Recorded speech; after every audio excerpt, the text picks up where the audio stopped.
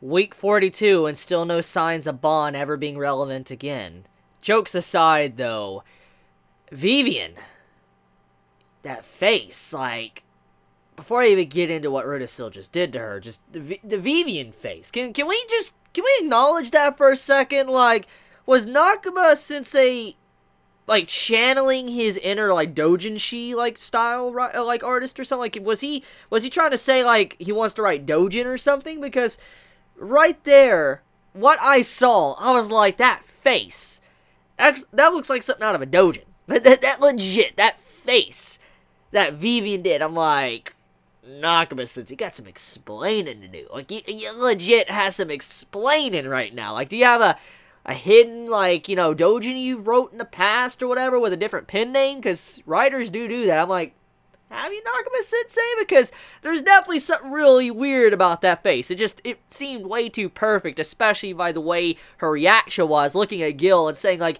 let's make babies and all that. I'm like, whoa, Vivian, like, whoa, she was really going on to Gil. I'm like, man, like, she wanted that Gil so bad. She wanted that Gil D, you know what I mean? So I'm like, okay, that just proves that she is definitely a yandere, and yandere down as well in the exact same moment, too. I mean, Sushi made that face down on the ground, just like, Nakaba Sensei savage. Like, he's straight savage what he just did to her, because that was a very, very messed up moment, because, like, Gil is upset and all that. He wants to go see Margaret and all that, and he realizes all his friends are in trouble. He has no way to really leave because, you know, Vivian is just so strong. She's like a magician and all that, or a witch. And when you see how Sushi made that face and all that, she's like, you know, let's make babies for her. You could call the child Margaret as well. If it's girl, you could call the child Margaret. And then she's, like, in her mind thinking, like, suck on that, Margaret. Like, yeah, you know, I have Gil to myself. I'm like, she is so yandere for this man. And then next page, straight for the neck. I'm like, okay, she just got impaled through the throat. That's painful. That's probably a painful way to go. But it's not instant death, though, by the way. So that does mean that she's not necessarily dead. I just want to clarify that. Anyone that thinks Vivian is probably dead is sadly mistaken and hasn't been paying attention at all to Taizai. I want to say it right now. Because, number one, Dreyfus was concerned about her well-being. Regardless of how messed up Vivian is, okay? Dreyfus cares, okay? We could see he clearly cared, and he was wanting to save her, help her. And Hindi is someone that can easily help her out as well, if he really wanted to. So, when you look at this, and you think about the relationship with Dreyfus and Hindi, and how Dreyfus is trying to save her, and all these things, it just makes sense that Hindi's probably going to heal Vivian. So, I wouldn't say Vivian's dead. I'm just going to say right now, Vivian most likely is not dead. She's probably completely fine, because when you have someone at the very least taking care of her, or wanting to help her out, that does mean that she has a good shot at living. Now, besides that, though, I want to point out something.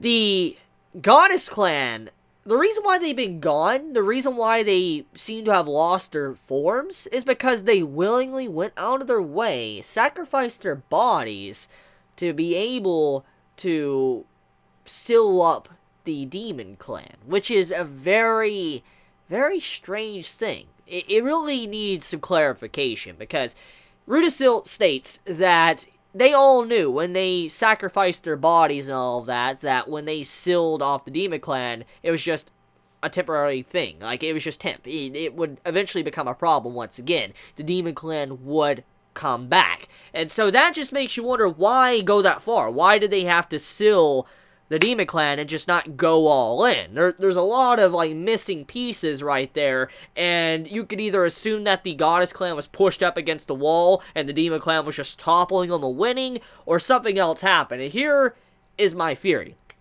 The possibility here is that Galther did something. We know the real Galther wanted us in the war. He wanted to stop the war and all that. So this does mean that Galther, the real one, could have manipulated the Goddess Clan to sacrifice themselves, their bodies, for they would seal off the Demon Clan. And in turn, it's caused this, like, all these thousands of years of peace. Because think about it. When you really look at everything that's been going on in the series, there has been some wars here and there, but overall, it seems like ever since the demon and goddess clan have been sealed away, it has been a very peaceful time in, the world. So this does show how destructive these two individuals are, how they're always causing problems, and what the demon clan is and what the goddess clan is as well. They're very similar to each other. They may have their own motives or what drives them, but in general, though, they are very destructive. And there's been peace thanks to them being gone, but now them being back, it just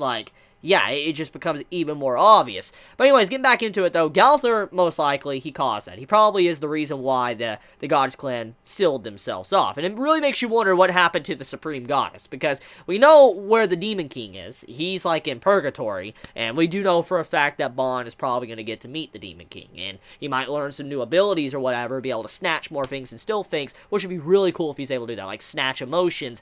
But, it makes me wonder where the Supreme Goddess is out of all of this. I mean, if Gowther was the one to manipulate the Goddess, clan, was he able to also manipulate the Supreme Goddess? Because we do know that the Demon King was scared of Gowther. He locked this man up, okay? He legit locked this man up. So for the Demon King to be scared of Gowther, there is a possibility that he could have manipulated the Demon King as well, and also manipulated the Supreme Goddess, and that could definitely be a thing, which would be very interesting if that actually did happen. Now, let's talk about some world building. So, the place that Gil was at with Vivian this entire time was this sky fortress, basically. It's something that is over the clouds, and it's where the Goddess Clan used to reside in. It was their place of operation. And this does let us know one big thing, that the scene, the flashback, when we saw Meliodas and Elizabeth going up against the Supreme Goddess and the Demon King, we do know that that place they were at was obviously some form of sky fortress or structure that the Goddess Clan resided in. And because we saw the clouds all the way around, we assumed that those clouds we saw was possibly because of their aura or whatever, but that most likely is not the case. It was actually because they were above the clouds, and that's why it looked like it did. So, just wanted to point that out, that was definitely some world building there to show us where that fight happened, and that's just whoa, that's how far up in the sky they were when they were actually fighting. So, anyways, let's talk about the next thing. Let's talk about how the Goddess Clan, a bunch of the Goddess Clan is starting to come back. All of the main angels, the 4 angels are coming back. You have the Archangels coming back and all that, and it's clear as day that they also, the ones we met in the past, I think their names are, Sar and Tar? I think that's the easy pronunciations to them. I could be wrong, but basically, it seems like those 2 individuals are back that we saw in the flashback, and they're not relatively bad people, because we saw them side with Elizabeth, so I wouldn't say they're necessarily bad people. The only one that really is crusty is actually Rudisill, which you saw what he did, so that's the only bad person I see so far. Now, the other Archangel, we don't really know. We really don't know the identity of the other one. It could possibly be Elizabeth, we have no idea, but just wanted to point that out. Now, we also have a name drop as well.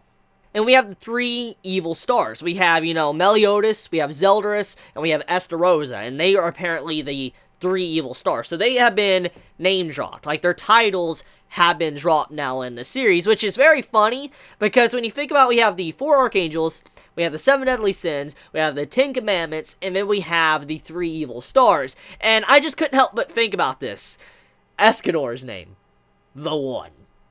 The One. Out of all the numbers, when you think about it, 3 evil stars, 4 archangels, 7 deadly sins, 10 commandments, but then you have just Escanor by himself.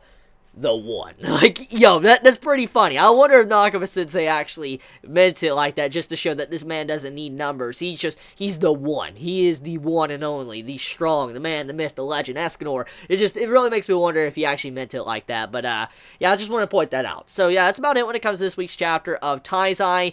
Let me know your honest thoughts in the comments below. Did you enjoy it? Did you hate it? Please be honest. How do you feel about Margaret's body being taken over? Do you think that's going to be a big plot point to where, Gil's going to try to save her? I mean, we do know that her body is gone now. She's most likely completely gone, so I wonder. If, he's going to be able to save her, because, obviously Dreyfus knows how it feels, so that's definitely going to be a big plot point. But let me know your thoughts in the comments below. I love you guys. If you enjoy my content, please subscribe, and if you like this video, please leave a like. Please be safe.